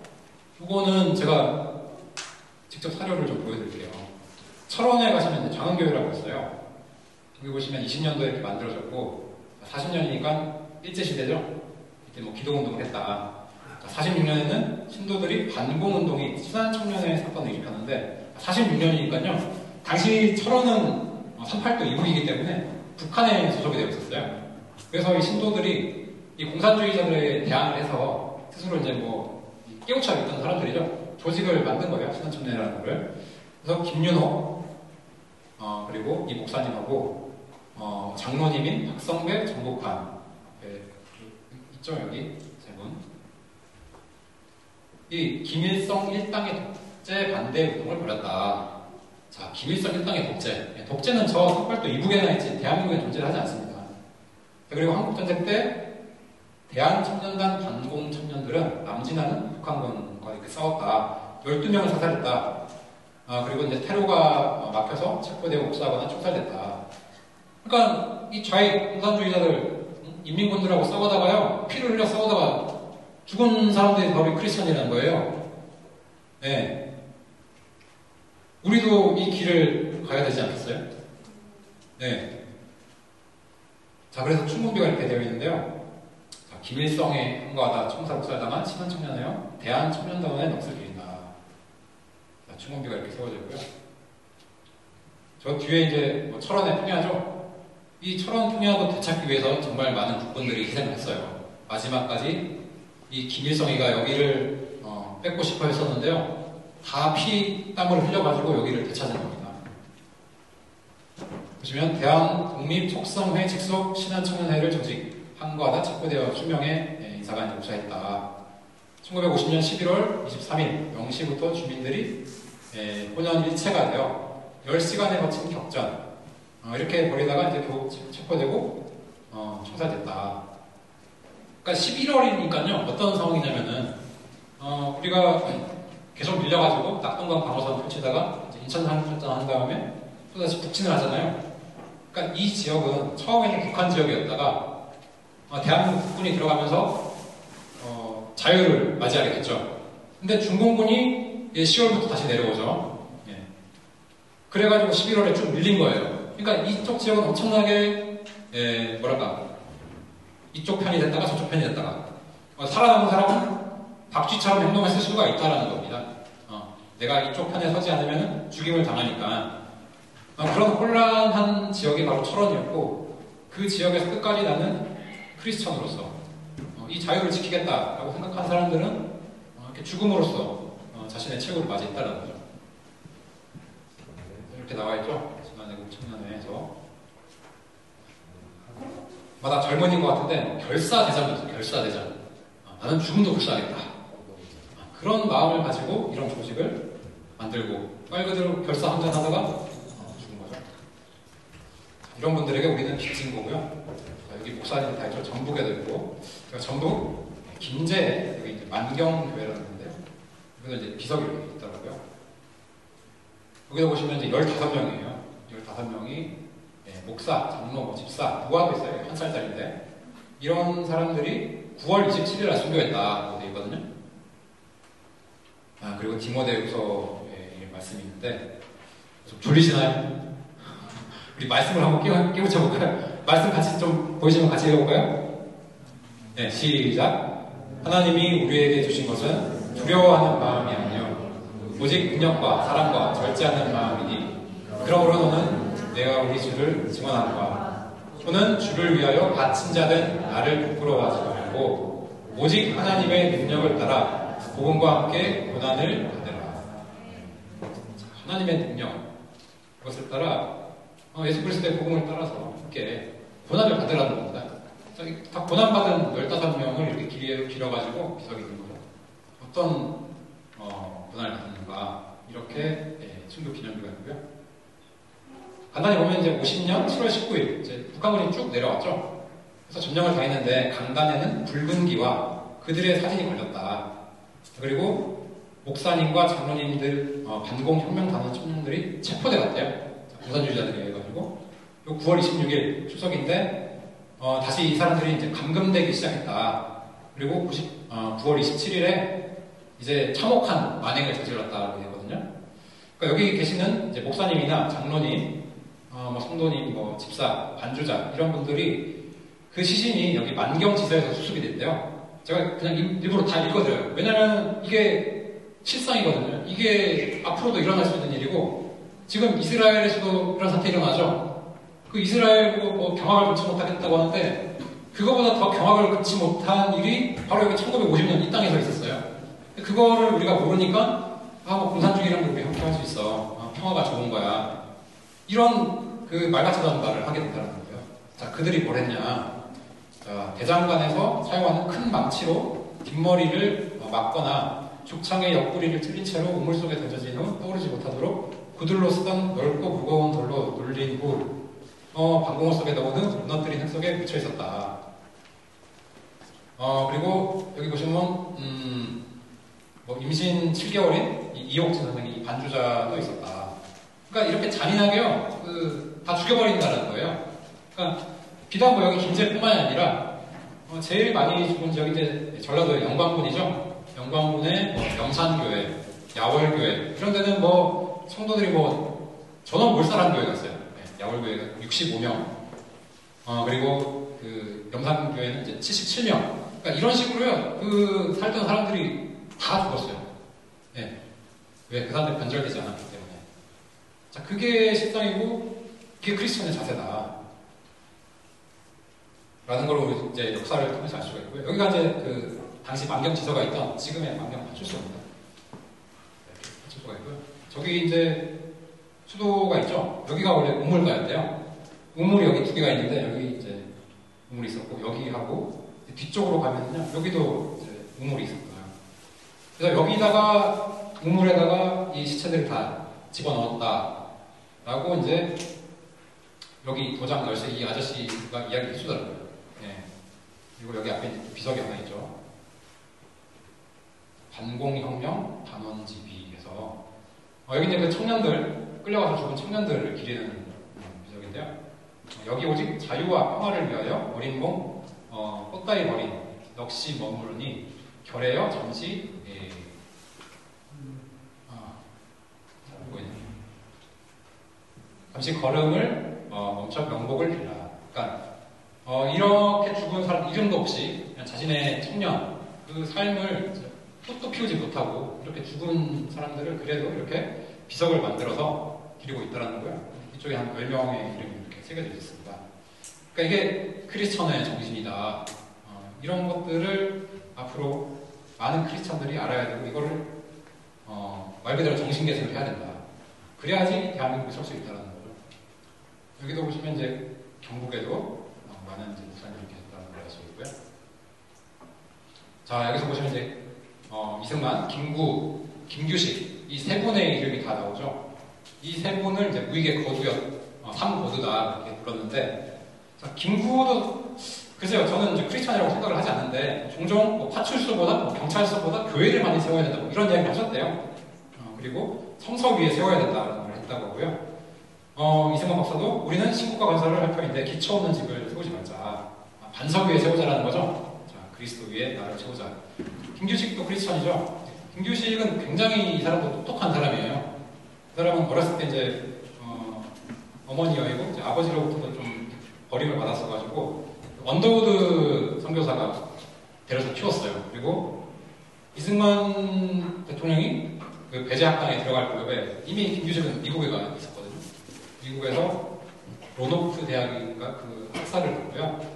프린스턴 대학에서 이제 영문학 석사를 취득을 했어요. 그러니까 석사학위 취득은 김규식이 훨씬 빠릅니다. 자, 그랬는데 이분도 우리는 그리스도라는 반석 위에 하나님 나라를 세우자. 책임은 교회에 있다. 자, 이 대한민국의 책임이 우리 크리스천한테 있다는 거예요. 네, 이렇게 느끼십니까? 아니요, 제가 다 들으시면 그렇게 느끼시게 될 겁니다. 자, 3천만 민족을 정치적으로나 교회적으로나 바로 지도할 책임이 기독교에 있다. 자, 당시 사람들은 다 여기 아멘했습니다. 네. 우리도 아멘해야겠죠? 네. 네, 그렇습니다. 자, 이승만이 이미 1910년부터 기독교 국가 건설론을 주장했다.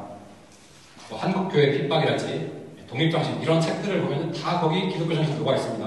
자, 해방공간에서 일제강점기부터 기독교 정신을 바탕으로 국가의 독립을 위해 활동했던 기독교인들. 자, 기독교인이 어떤 존재였는지를 지금 우리가 알 수가 있다는 거죠. 제가 좀 뭐 하나 첨언을 하자면 여기 일제강점기라고 되어 있잖아요. 요 영어도 굉장히 이 뿌려놓은 거짓 중에 하나입니다. 그러니까 이게 이제 노무현 정권 때부터 만들어진 단어인데요. 옛날 사람들은 그냥 외정기, 아니면 뭐 일제시대. 저는 일제시대로 배웠어요. 그러니까 일본에 대한 어떤, 반감. 그러니까 반의를 조장하기 위해서 만든 조어거든요. 일본이 1910년도에 조선을 막 진짜 침탈하고 막 강제로 저렇게 점령을 했나요? 네, 아마 다 그렇게 배웠을 거예요. 근데 진실은요, 조선의 순종임금이 그냥 메이지 천황한테 넘겼어요. 병합이라고 해요, 병합. 식민지가 아니라 병합입니다. 그리고 그냥 단순하게 말씀을 드려볼게요. 저희들이 가르칠 때 나라를 팔아넘긴 을사오적 이야기를 하죠. 누구죠? 을사오적 유명한 사람? 이완용 다 아시죠? 그게 참 신기한 겁니다. 이완용은 나라를 팔아넘길 권리가 없어요. 당시 대한제국인데 대한제국의 왕이 순종인데 국무총리 총리 대신을 시켜놨다고 그 사람이 멋대로 넘길 수 있는 나라가 아니에요. 그 나라 체제, 그 나라를 소유하고 있는 사람은 순종임금이었어요. 그러니까 순종이 넘긴 거예요. 그래서 대한제국의 신민에서 일본 제국의 신민으로 조선인들은 그 신분이 바뀐 겁니다. 네. 이게 한일 병합에 관한 조약 다 나와 있습니다. 예. 근데 이것들을 또 뭐 강제로 이렇게 뭐 위협해가지고 그렇게 했다, 뭔가 소설을 또 쓰죠. 근데 조선 왕조는요, 일본으로부터 은사금, 이렇게 병합을 하게 된 데에 대해서 그 은사금을 계속 받아왔어요. 46년까지가 받았어요. 예. 그 첫 해에는 지금 우리나라 돈으로 한 300억, 매년 300억씩 이상을, 예, 이 순종임금은 일본으로부터 받았습니다. 이런 사실 배워보셨나요? 안 배우시죠? 네, 그러니까 그런 것들을 안 가르친다는 거예요. 자, 그럼 또 하나 생각해보죠. 일제가 강점을 했다고 하잖아요. 근데 또 을사오적이 나라를 팔았대요. 이상하지 않으세요? 이화종이 온갖 욕을 먹고요, 친일파라고 하면서 나라를 팔아 넘겼더라고요. 그러면 나라를 산 사람이 있잖아요. 나라를 누가 샀죠? 일본 제국이 샀겠죠. 근데 일본 제국이 샀는데 굳이 강점을 할 필요가 있나요? 이해되세요? 이게 말이 됩니까, 이게? 네, 조약을 맺어가지고 넘어갔고, 그걸, 그래가지고 일본에서는 일본에 세금을 들여가지고 뭐 양반들이나 이런 귀족 계급들에게 돈을 줬어요. 은사금이라는 걸 줬습니다. 그리고 백성들은 뭐 나라가 넘어가는지 마는지 아무 관심이 없었어요. 예, 그게 그 당시의 팩트입니다. 다 뭐 성민이고 저기 노비 이런 시대인데 내가 지금 생각하는 우리 대한민국에 대한 어떤 주인이다 이런 의식이 없어요. 그 나라 사람들은. 그냥 넘어간 건데 굳이 일제강점기라고 쓰는 거는 반일 감정을 조장하기 위해서 만들어낸 단어라는 거예요. 네. 여러분들 이건 꼭 아셔야 돼요. 일제시대 내지는 그냥 일정기라고 부르면 되지 강점기는 절대로 아닙니다. 팩트입니다, 이거는. 네. 자, 그래서 이 좌익들과 싸운 게 바로 반탁반공의 우익 정신이라는 거예요. 물론 이 반탁반공에 앞섰던 사람들 중에는 크리스천도 있지만 크리스천이 아닌 사람들도 많이 있어요. 하지만 어쨌든 그 사람들이 모여가지고 이 좌익들을 물리쳤기 때문에 대한민국이 건국될 수 있었다는 거죠. 자, 요거는 지금 제 서울에 동작구에 보라매 공원이라고 있어요. 혹시 시간 되시면 서울에 계시는 분들 한 번씩 꼭 가보세요. 잘 되어 있습니다. 여기 이제 비석이 있고 건립기라고 되어 있는데요. 자, 반탁반공은 서로 떼어놓을 수 없는 건국의 이념. 이 운동은 오늘 이 나라의 자유와 민주주의를 꽃피운 원동력이라 할 것이다. 라고 이렇게 명기가 되어 있죠. 제가 드리는 말씀하고 똑같습니다. 자, 뒤에는 한국 학생 건국운동 공적이 되죠. 여기도 대한민국은 신탁 통치 반대와 반공의 승리로 건국되었다. 자, 그리고 반탁 반공 독립투쟁에 앞장섰다.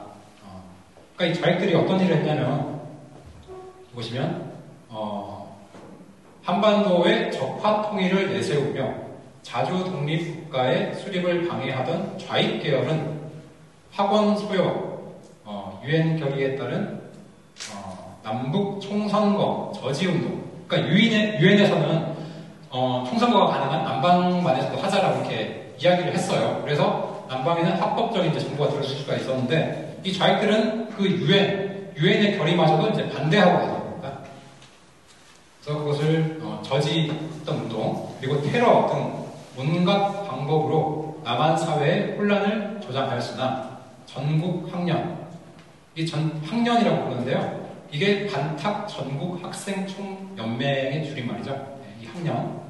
학년은 편두로 애국 청년 학생과 반공 민족 진영은 혈투로서 이들을 몰아내어 신생 대한민국을 탄생시켰다. 그러니까 이 젊은이들이 좌익들하고 싸워가지고 들어선 게 이 대한민국이라는 겁니다. 네, 그 우익의 중심에는 크리스찬이 있는 거고요. 자, 반탁반공 선국학생 총원탑 이것도 바로 옆에 있습니다. 보시면 흥령가라고 되어 있는데 여기 보시면 노예 무덤에서 부활을 하자. 자유가 아니거든 죽음을 달라. 저는 이 작사하신 분 좀 크리스찬이 아닌가 싶어요. 네. 이런 무덤에서 부활. 자, 이 자유. 자, 진리를 알지니 진리가 너희를 자유케 하리라. 하나님, 이 예수 그리스도를 아는 것. 그 자유가 아니면은 나는 죽겠다. 자, 그런 생각을 가진 사람들이 이 대한민국을 지켜냈습니다. 자, 보시면 이제 김규식, 김구 그리고 이번에 지청청 장군, 이승만 이렇게 다 같은 곳을 지금 바라보고 있어요. 그리고 앞에서 보셨다시피 논문에 실렸다시피 이 사람들은 기독교인을 뭐 자처했다고 해야 될까요? 어쨌든 기독교인으로 알려져 있었어요. 과연 그들의 끝은 어떠했는가? 자, 그래서 이제 47년 무렵인 것 같은데요. 같이 시간을 보내고 있죠. 요거는 이제 19년도 미국에서 구미위원부라고 해서 김규식 선생님하고 같이 활동할 때 젊은 시절의 모습이죠. 자, 이렇게 함께 했던 사람들이 결국 왜 나중에는 하나가 되지 못하고 왜 이승만 이 대통령만 대한민국을 공복하게 되었을까? 자, 한때 같은 곳에 적을 두고 있을지라도 결국 그 갈래가 갈라질 수 있다는 거죠. 이거를 이제 종교적으로는 이단이라고 부르는 거죠. 네. 자, 이렇게 북한으로 48년 4월 남북 연석 회의라는 거에 참여하기 위해 됩니다. 이게 결국 소련 FPA에 빠진 거고 김일성이 어떻게 보면 덫을 깐 거죠. 그래서 이게 좌우 합작을 실현을 해가지고 이 남한까지 적화시키겠다라는 그런 의도에 이 두 분이 이제 속은 거예요. 글쎄 뭐 어떤 자신의 여러 가지 이제 어떤 그동안의 욕구나 이 판세를 보고 눈에 보이는 대로 본는 데는 판단을 한 거죠. 그 당시 이승만 박사는 절대 이건 가면 안 된다. 그리고 많은 학령, 이런 학생들도 김구산대고 가지 말라고 했는데 굳이 뒷문으로 빠져나와가지고 올라간 겁니다. 네. 여기 보시면은 마치 김일성 똘마니처럼 보이죠? 이렇게 걸어다니는 게. 이게 다 국외에서 이렇게 선전하기 위해서 이렇게 한 거예요. 대한민국 임시정부의 주석이었던 이 김구를 이렇게 쫄랑쫄랑 하면서 따라다니게 만든 게 김일성이다. 라는 식으로 선전하기 위해서 이렇게 찍은 사진입니다. 자, 김규식은 어떻게 되겠습니까? 북한에 애국 열사력이 붙여 있어요. 네. 6.25 나가지고 뭐 납북됐다라고 이렇게 알려져 있는데, 북에 이렇게 애국지사로서 남겨져 있습니다. 이 애국 어느 나라일까요? 북에 있으니까 당연히 조선민주주의 인민공화국이겠죠? 네. 조선민주주의 공화국의 애국지사로. 뭐 본인이 정말 그렇게 생각을 했건, 안 했건 간에 이 사람은 어쨌든 그런 식으로 이용되어지고 있는 거예요, 지금. 이건 전문용어로 이제 시체팔이라고 합니다. 자객들은 이런 시체팔이를 굉장히 잘해요. 자, 김달성입니다. 제주 사상, 이 폭동 반란을 일으킨 공산주의자죠. 이 사람도 실컷 그런 사건을 일으켜놓고 북으로 올라가서 북에서 의원이 됩니다. 그런 사람들과 동급이라는 겁니다, 지금. 리인모라는 사람도, 이 사람은 빨치산인데요. 6.25 당시에 지리산에서 빨치산 활동을 했는데, 북한에서는 뭐 이 사람 중공 기자였다 라고 하면서 이 사람이 대한민국에 잡혀 있다가 이 93년도에 북송이 돼요. 김영삼 대통령이 그냥 돌려보내줬어요. 그러니까 이렇게 또 자신들의 체제 선전을 위해서 이용을 당하는 거죠. 이 사람은 지조를 지키고 끝까지 있다가 양심수로서 북으로 귀환했다. 이런 식으로 된 사람이다. 자, 또 여기 우표도 보이시죠? 김구. 이게 김구예요. 북한에서 왜 김구의 우표를 만들었을까요? 네. 자, 뭐 여운형. 자, 김종태. 이 사람은 이제 뭐 통일혁명당이라는 지하당, 공산주의 지하당을 만들던 사람이고요. 자, 이런 사람들과 동급이 바로 김구예요. 아니, 동급도 아니고 20전짜리죠. 20전짜리예요. 국부가 되나요? 이런 사람이? 말이 돼요? 아이고, 네.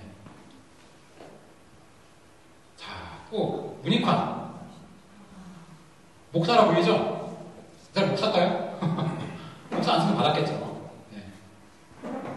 이런 사람들과 이렇게 김일성하고 89년대에 올라가가지고 국가보안법으로 돌아와서 이제 바로 잡혀 들어갔죠. 대한민국 파괴를 위해서 열심히 일을 한 사람이에요. 이 사람도 뭐 성경을 모를까요, 이 사람이? 네.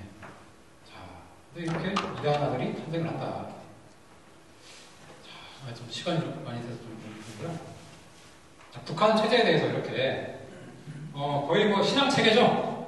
북한이라는 나라는 김일성 유일신을 떠받드는 이 죽은 시체를 밀랍인으로 만들어놓고 그런 자유가 없는 세상인데 우리는 이 사람들을 걱정을 해요. 저 불쌍한 사람들, 저 사람 어떻게 저렇게 무장숭배도 하고 참 불쌍하다.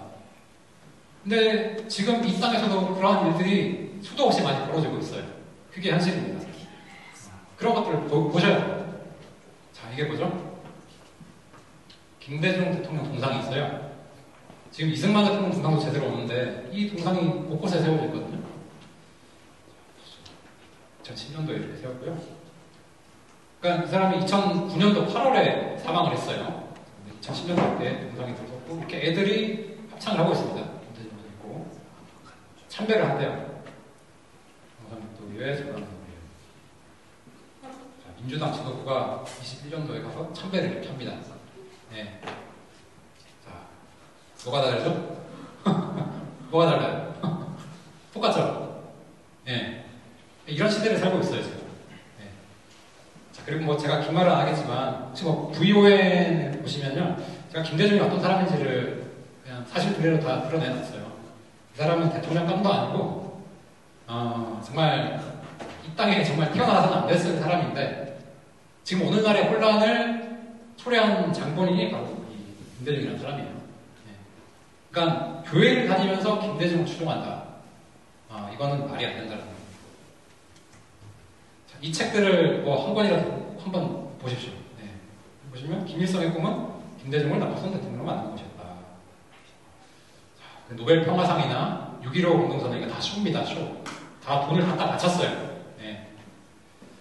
자, 그리고 심지어는 이제 5.18 광주죠. 자, 광주 5.18을 앞으로 어떻게 해결하느냐가 대한민국의 부분을 가릅니다. 자, 이거는 이제 22년도고요. 여기서는 5.18 전야제, 그러니까 5월 17일 저녁에 되면은 항상 이런 행사를 합니다.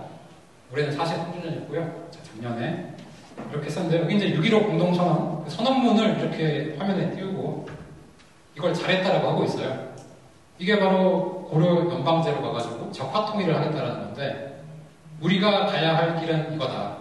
5.18 정신은 바로 이런 통일 정신이다 라고 하면서 이걸 띄우고 지금 와 있는 사람들 앞에서 이러고 있는 거예요. 6.15, 그 다음에 2007년도 14, 그리고 판문점 2018년도 4월이죠. 손을 잡는다. 이게 뭘 의미하는 걸까요?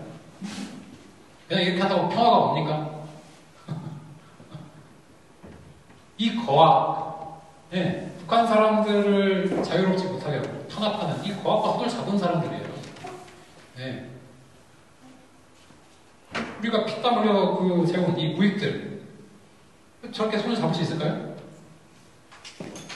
지금 정신이 다 해이해졌어요. 예. 자, 그리고 또 이렇게 만들어놨죠? 예. 이 둘 중에 하나는 거짓말이라는 거예요. 손이 다르잖아요. 네. 뭐가 됐든 거짓입니다. 자, 심지어는 이러고 있습니다. 네. 전라남도 의회에서는요. 거의 뭐 신이에요, 신. 네? 21세기인데 이러고 있습니다. 자, 도지사가 나왔습니다. 올해 추도식이었죠? 각 정당에서 그냥 다 갔어요.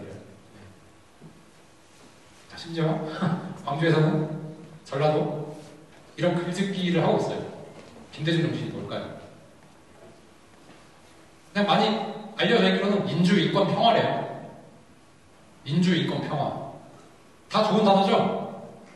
과연 이 사람이 민주, 인권, 평화를 위해서 뭘 했나? 이 사람이 북한 인권에 대해서 이야기한 적 있어요. 김대중 대통령 북한 인권에 대해서 이야기한 적 없어요. 네. 평화, 어떻게 평화쇼 하고 자기 혼자 노벨상 받았잖아요. 다 로비해가지고. 저런 사람을 정신을 개성하겠다고 글짓기를 하고 있어요. 그러니까 이 지역 애들은 어떻게 되겠어요? 이 김대중의 진실도 모르고 다 미화한 어떤 글만 읽고 이 사람 대단한 사람이라고 글 쓰고 있는 거예요. 그러니까 이런 사람들하고 지금 여기 계신 분들하고 대화가 되겠어요? 그런 시대예요, 지금. 네. 전혀 다른 지식 정보가 머리에 들어와 있으면요, 대화를 할 수가 없어요. 그래서, 제가 좀 빨리 넘기겠는데요. 제 책에 이제, 챕터 7에 이런 정신개성에 대해서 나왔어요. 좌익들이 이때까지 주창했던 여러 사건들, 그 정신들을 계승하자라고 해서, 지금도 계속 그 정신개성을 부르짖고 있고, 심지어 이거를 이제 헌법에 집어넣자라고 하고 있어요. 이게 뭐죠? 46년 9월 총파업, 10월 민주항쟁. 10월 대구 폭동이에요, 이거. 46년도에. 그 좌익 세력들이 총파업하면서 우익이나 민간인들 막 때려 죽이고 여기 대구에서 경찰서장을 뭐 질질 끌고 돌아다니면서 죽을 때까지 자동차에 매달아 끌고 다니고 혀를 자르고 눈을 빼고 이랬던 게 지금 민중항쟁이래요. 이게 자랑스러운 우리의 역사래요, 이게. 예.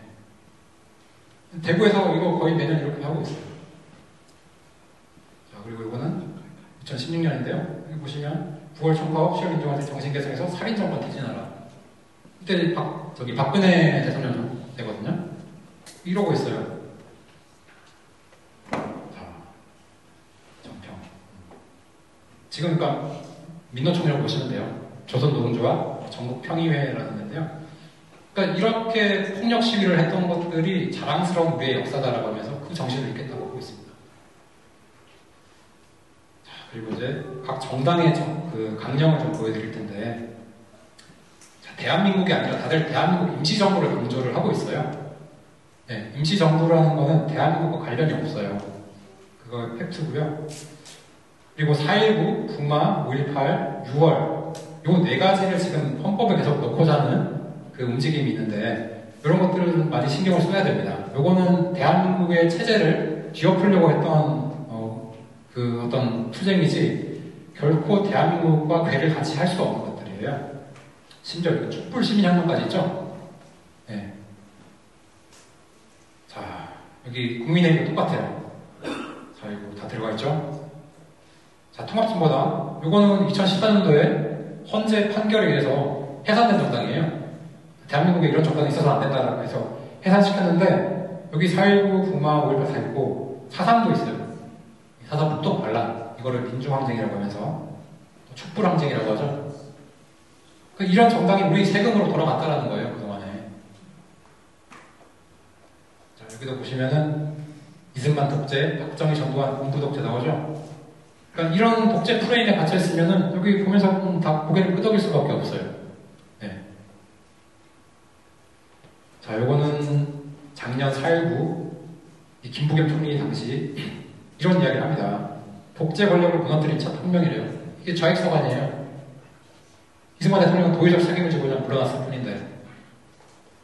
자, 나오죠? 4.19 그 정신이 5.18과 6월로 이어졌다. 이렇게 이어진다, 정신개선한다라는 말을 좌익들은 끊임없이 부르짖습니다. 자, 심지어 세월호, 촛불, 예, 다 하나라는 거죠. 자, 요거는 17년도 제주 4.3 제주도에서 했던 모임인데요. 여기서도 북마, 광주, 6.10 다 항쟁이래요. 예. 그러니까 저 사람들은 어떤 체제에 대한 저항, 반대, 이게 그 뿌리에 와 있는 거거든요. 결코 뭐 사랑이나 또 섬김 이런 건 있을 수가 없어요. 맨날 시기와 질투, 반대. 자, 모두 하나로 이어져 있다. 이런 정신을 지금 대한민국 국민이 많이 계승을 하고 있습니다. 자기가 어디서건 그냥 모르고, 예. 아, 저게 모른가 보다 하면서, 자, 북마 민주항쟁 됐고요. 자, 40주년. 이건 이제 19년도입니다. 여기도 5.18, 6월 다 이루어졌다. 그게 승리한 거다라고 이렇게 사람들은 이야기를 합니다. 네. 그리고 이 학생들도 지금 경남 마산에 있는 학생들인데 그냥 유신철폐 독재 타도 그걸 막 외치고 있어요. 반체제 세력들이 부르주셨던 그 구호를. 네. 전남도입니다. 전남도에도 여기 민주인권 평화돼 있죠. 광주정신. 광주정신은 바로 김대중 정신입니다. 여기서도 4.19 오늘 이제 공안 사건이고요. 5.18 6월 그 중심에 전남대가 있었다. 자, 그 숭고한 저항과 참여를 여기 새긴다. 자, 반 대한민국 정신을 이렇게 새겨서 기리고 있습니다. 자, 이쪽 지역 학생들은 다 이렇게 참배를 해요. 5.18 네. 이게 의로운 거였어. 아, 이 사람들 때문에 지금의 우리 대한민국 자유가 유지되고 있어. 라는 허상이 이 사람들 머릿속에는 다 들어있죠. 자, 이렇게 또 계속 재헌식도 하고요. 5.18 정신개성에서 윤석열 퇴진하라. 근데 윤석열 대통령 본인은 5.18 정신을 헌법에 넣어야 된다. 이런 이야기를 하고 있죠. 자, 역사를 모르면 그렇게 되고요. 자, 또 집회에서 이렇게 애들 데리고 나와가지고 반미운동 하고 있는 거예요. 5.18 전야대에서. 4.19 학생들, 자주민주통일, 북한의 대남 전략 구호입니다. 자, 4.19, 5.18, 6월, 촛불. 이거는 이제 부산에 있는 민주공원이 이 민주항쟁 기념관이 있거든요. 요 글씨체 아시나요? 예, 신영복, 통일혁명당 간첩.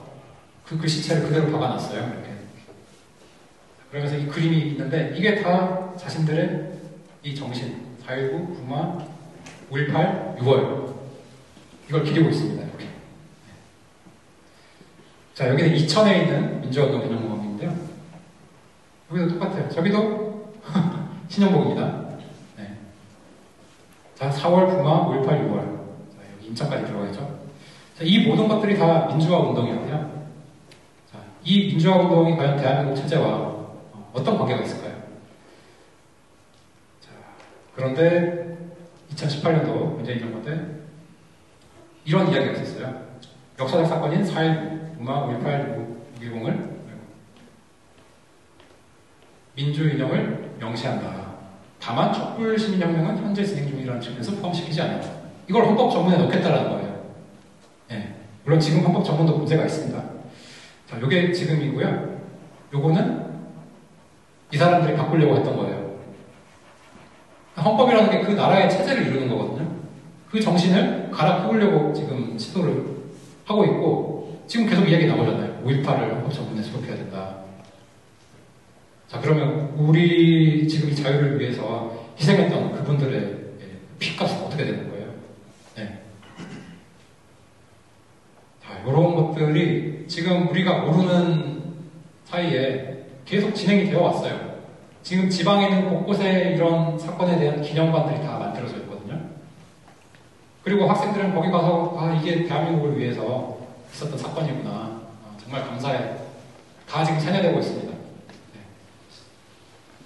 그러니까 교회 다니거나 안 다니거나 계속 눈에서 보이고 귀에서 들리는 게 그거면요, 다 그쪽으로 따라갈 수밖에 없어요. 네. 과거의 역사를 부르면 우리 대한민국 사라질 수도 있다라는 거예요. 그러니까 시간이 흐르면은 나이 드신 분들은 다 사라져요. 우익이 뭔지 알고 있던 이런 개념이 있던 사람들은. 근데 지금 자라는 세대들은 학교 가면은 다 그 좌익들이 볼 수 있는 좌익사관에 젖어서 나오거든요. 굳이 북한이 무력으로 침공은 안 해도요, 여기 사는 사람들 사상이 다 좌익으로 물들어 버리더라고요. 네. 네, 그래서 제가 이제 마지막인데요. 성경 구절 읽고 끝냈으면 좋겠습니다. 자, 먼저 에베소서 읽겠습니다. 시작. 우리의 씨름은 뿔과 입을 상대하는 것이 아니요 통치자들과 원세들과 이 어둠의 세상 주관자들과 하늘에 있는 악의 영들을 상대하리라. 정말 말씀대로 똑같아요.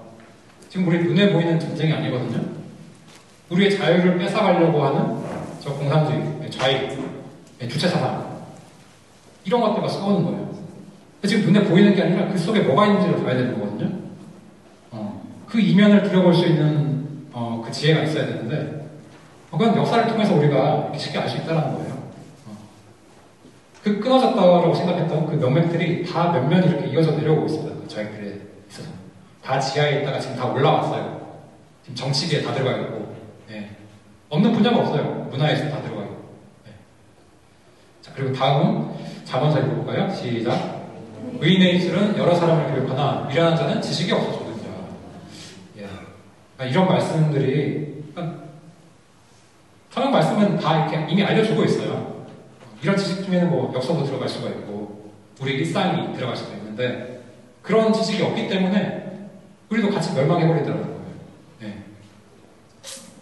오늘 정말 여기 계신 분들은 이 의인의 입술로서 주변에 많은 사람들한테 우리 대한민국은 크리스천이 세운 나라야, 크리스천이 중심이 된 이 우익이 세운 나라야, 이렇게 좀 이야기를 해주셨으면 좋겠어요.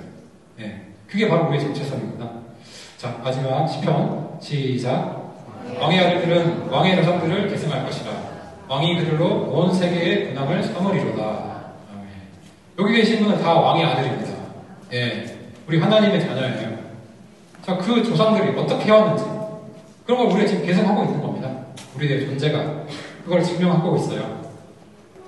자, 그러니까 정신계승. 이게 뭐 좌익들만이 하는 게 아니라 우리는 정신계승이라는 그 용어를 몰랐을 뿐이지 우리가 크리스천으로서 그 복음의 서진 그 수혜를 받고 또 앞으로 우리는 북한, 중국 또 예루살렘까지 그걸 계승해서 나갈 책임이 있는 그런 소명을 가진 존재라는 거예요. 그러니까 저는 거짓 좌익들이 뿌려놓은 그런 거짓에 속아 넘어가서는 안 되겠죠. 그래서 우리가 역사라는 것이 정말 하나님 아는 거다. 그리고 그것이 하나님을 알면 알수록 우리는 더 살아갈 수가 있으니까요. 역사에 대해서 정말 관심을 가지셔야 돼요. 역사는 우리는 역사에 관심이 없을지 몰라도 역사는 오늘의 우리를 다 기억할 거고 우리 후손들은 지금 우리가 어떻게 살았는지를 다 기억을 할 거예요. 예. 그래서 역사에 대한 어떤 우리의 정체성, 우리의 신앙 이런 것을 한번 정리하는 시간이 되지 않았나 생각이 듭니다. 이상 들어주셔서 감사합니다.